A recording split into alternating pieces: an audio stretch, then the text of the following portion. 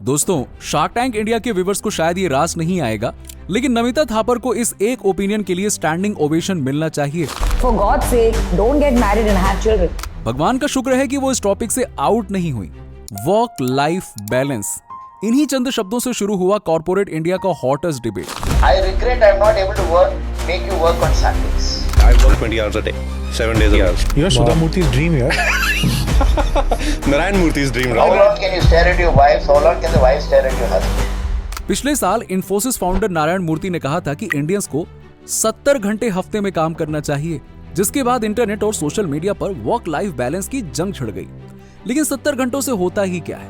कुछ ही दिनों के बाद में Q&A सेशन के दौरान L&T के चेयरमैन SN सुब्रमण्यम का ये बयान आया कि 70 घंटे नहीं 90 घंटे वर्क वीक होना चाहिए। How long can you stare at your wife? How long can the wife stare at your husband? जब L&T जैसी टॉप MNC से इस तरह का स्टेटमेंट आया तो बॉलीवुड एक्ट्रेस दीपिका पादुकोण और आनंद महिंद्रा को भी अपनी राय रखनी पड़ी। My wife is wonderful. I love staring at her. I spend more time. अब बिजनेस की दुनिया का इतना बड़ा डिबेट और शार्क्स कुछ न बोले, ऐसा हो सकता है क्या? तो ह्यूमंस ऑफ बॉम्बे के पॉडकास्ट पर शार्क्स को भी ये सवाल पूछा गया, लेकिन ऑब्वियसली शार्क्स और फाइट न हो, इम्पॉसिबल। जिस तरह नारायण मूर्ति और आनंद महिंद्रा बिजनेस टाइटन्स होने के बावजूद अलग स्कूल ऑफ थॉट से आते हैं, शार्क्स भी अलग अलग सोच रखते हैं। अब यहाँ पे अनुपम का मानना था कि अगर आपको जिंदगी से कुछ एक्स्ट्रा ऑर्डिनरी करना है तो घड़ी पर नजर टिकाकर काम तो बिल्कुल नहीं हो सकता। तो साफ समझ में आता है कि वो 70 घंटे वर्क वीक डायरेक्टली नहीं कह रहे थे, लेकिन उस स्कूल ऑफ थॉट से अग्री करते हैं। दूसरी तरफ नमिता, जिन्हें हमेशा शार्क टैंक पर ट्रोल किया जाता है, उन्होंने कुछ ज्यादा ही सच बोल दिया। अक्सर जब वो शार्क टैंक पर इंटरप्ट करती हैं तो लोगों को गुस्सा आता है, लेकिन यहाँ ऐसा लगा कि वो अनुपम की बातें सुनकर फ्रस्ट्रेट हो गईं और इसीलिए इंटरप्ट कर दिया। And the clarity in terms of what they want. Karishma, If you want a this is certain a life- crock of bull. If you want Pardon my language. Namita ने खुद की फैमिली ओन्ड कंपनी एमक्योर का example देते हुए कहा कि public listed company है कि फाउंडर्स, टॉप मैनेजमेंट, एग्जीक्यूटिव जिस तरह का पैसा बनाते हैं यहाँ के टॉप लोग और जिस तरह के पर्क्स और बेनिफिट्स एंजॉय करते हैं, वो कंपनी के एम्प्लॉयज को तो नहीं मिलता है जो सिर्फ सैलरी बनाता है। लेकिन वो यहाँ पे नहीं रुकी, उन्होंने ये भी कहा कि अगर वो ऐसा करते हैं तो उन्हें आगे जाकर शादी नहीं करनी चाहिए, बच्चे पैदा नहीं करने चाहिए और फैमिली रेज नहीं करनी चाहिए। For God's sake, don't get married and have children. Because the next generation is suffering by non-existent parents. हर वो फाउंडर जो कहता है कि 18, 19, 20 घंटे काम करना चाहिए, क्या ये रियलिस्टिकली मुमकिन भी है? यानी अगर आप 20 घंटे काम करते हैं तो बाकी के बचे दिन में यानी 4 घंटों में आपको नहाना धोना, टॉयलेट जाना, खाना खाना, फैमिली के साथ टाइम स्पेंड करना और अच्छी नींद सोना, सब कुछ करना है। और अगर हर कोई सेम वर्किंग आवर से काम कर रहा है तो सबका पे भी एक बराबर ही होना चाहिए। FY24 में Larsen and Toubro chairman SN Subrahmanyan की टोटल सैलरी 51 करोड़ रुपए थी, जो कि L&T एम्प्लॉइज की मीडियन सैलरी से 534.57 गुना यानी कि लगभग 534 गुना ज्यादा है। तो उस लॉजिक से उन्हें 500 गुना ज्यादा काम करना चाहिए।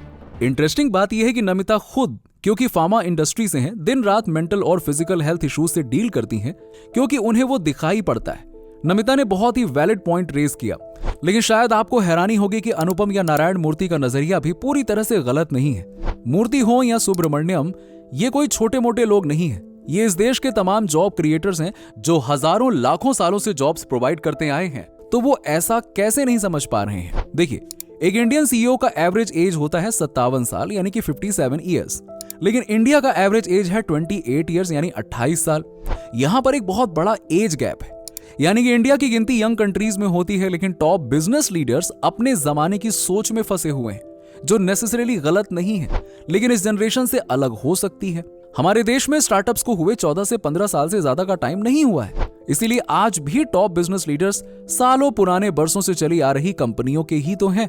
आपने देखा होगा कि टॉप 1% कई बार चाइना या जापान या यहाँ तक कि साउथ कोरिया का एग्जाम्पल लेते हैं। खासकर चाइना एक ऐसा देश है जो पिछले कुछ डिकेड्स में दुनिया की टॉप $1 ट्रिलियन इकोनॉमीज में दाखिल हुआ है, सिर्फ US के पीछे। अनुपम ने भी एक इंटरेस्टिंग बात कही, That the world or our country has not gone through a major crisis in their lifetime. जैसे US में .com क्रैश हो गया या 2008 का फाइनेंशियल क्राइसिस या वर्ल्ड वॉर सेकेंड, ऐसे वर्ल्ड इवेंट जिन्होंने जनरेशंस को शेप किया। जैसे 1945 के बाद यानी कि वर्ल्ड वॉर 2 के बाद में जापानी लोगों के लिए कंपनी ही फैमिली बन गई, जिसकी वजह से जापान ने 60-70s में बहुत ज्यादा ग्रोथ रेट्स देखे। अब क्योंकि इंडिया एक एम्बिशियस देश है, वो चाइना या जापान से बहुत सारी चीजें सीख सकता है, लेकिन सिर्फ वर्किंग आवर्स देखना और बाकी के वेरिएबल्स भूल जाना, ये एनालिसिस करने का तरीका सही नहीं है। चाइना में आज लगातार तीसरे साल उनकी पॉपुलेशन सिकुड़ रही है और इसी लिस्ट में जापान और साउथ कोरिया भी आता है। इसकी वजह है low birth rate, rising cost of living, long working hours. ऊपर से चाइना जैसे देश में तो 1 चाइल्ड पॉलिसी भी थी। आज बहुत सारे कपल्स चाइल्डलेस भी जिंदगी जीने के लिए तैयार हैं, क्योंकि बच्चों को टाइम देने के लिए ही टाइम नहीं है, तो बच्चे पैदा करने का फायदा क्या। एग्जैक्टली जो नमिता कह रही थी। जापान से इस फिनोमेनन के लिए एक वर्ड तक कॉइन किया गया है, करोशी या डेथ फ्रॉम ओवरवर्क। ये वर्ड 1970s से इस्तेमाल होना शुरू हुआ। आज भी जापान के ट्रेन स्टेशंस पर बिजनेसमैन का सोते हुए दिखना काफी आम बात है। करोशी में एक्सेसिव काम की वजह से हार्ट अटैक्स, कार्डियोवैस्कुलर डिजीजेस या यहां तक कि सुसाइड्स भी शामिल होते हैं। तो जब ये टॉप बिजनेस लीडर्स चाइना या जापान के वर्क कल्चर की बात करते हैं, तो इससे पता चलता है कि जो चीज कॉर्पोरेट प्रॉफिट्स और नेशनल डेवलपमेंट और ग्रोथ के नजरिए से सही लगती हो, वही चीज एक इंडिविजुअल ह्यूमन लेवल पर डिजास्टर साबित होती है। तो इसका सॉल्यूशन क्या है? कौन सही कौन गलत है? क्या हम एक प्रोडक्टिव देश नहीं बनना चाहते हैं और नेशनल डेवलपमेंट में हाथ नहीं बटाना चाहते हैं? इसका सॉल्यूशन यह है कि ब्लाइंडली किसी भी देश को और वहां के तौर तरीकों को फॉलो नहीं कर सकते हैं, फिर वो चाहे चाइना हो या फिर यूएस हो। हमें इंडिया के लिए एक इंडियन तरीका ढूंढना होगा जो हमारे इंडियन पैरामीटर्स को मद्देनजर रखते हुए बनाया गया हो। यूएस में एक एवरेज अमेरिकन 36 घंटे पर वीक काम करता है और चाइना में एवरेज चाइनीज 48 घंटे पर वीक काम करता है। एवरेज इंडियन एम्प्लॉय 46.7 घंटे पर वीक काम करता है। वर्ल्ड हेल्थ ऑर्गेनाइजेशन और इंटरनेशनल लेबर ऑर्गेनाइजेशन ने भी ओवरवर्किंग के इशू को एड्रेस किया है। सिर्फ मेंटल हेल्थ और बर्नआउट नहीं, बल्कि हार्ट डिजीज और लाइफ एक्सपेक्टेंसी भी कम हो सकती है और कुछ केसेस में मौत भी हो जाती है। और ये सिर्फ स्टैटिस्टिक्स नहीं है।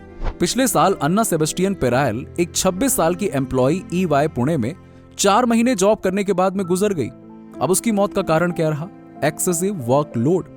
जब इस इंसिडेंट का प्रूव हुआ, क्योंकि बात लेबर मिनिस्ट्री तक पहुंच गई, तो पता चला कि EY के पास लेबर परमिट ही नहीं था। ये परमिट एम्प्लॉइज के वर्क आवर्स को रेगुलेट करता है और EY 2007 से ऑपरेट कर रही थी। ये एक ही केस नहीं है।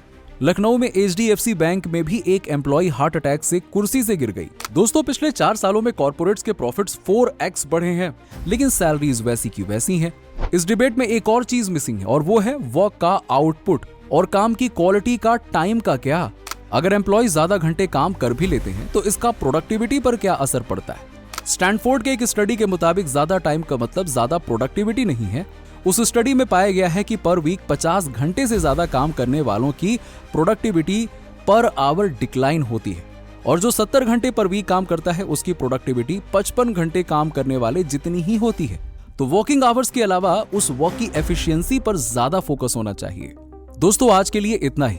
आपको लगता है कि इंडिया जैसे डेवलपिंग देश में वर्क लाइफ बैलेंस का सब्जेक्ट डिस्कस होना ही चाहिए, या ये एक गलती साबित हो सकती है और हमारे नेशनल प्रोडक्टिविटी में बाधा बन सकती है? क्या लगता है? हमें कमेंट्स में जरूर बताइएगा कि आपको वीडियो कैसा लगा। मिलते हैं आपसे अगले वीडियो में।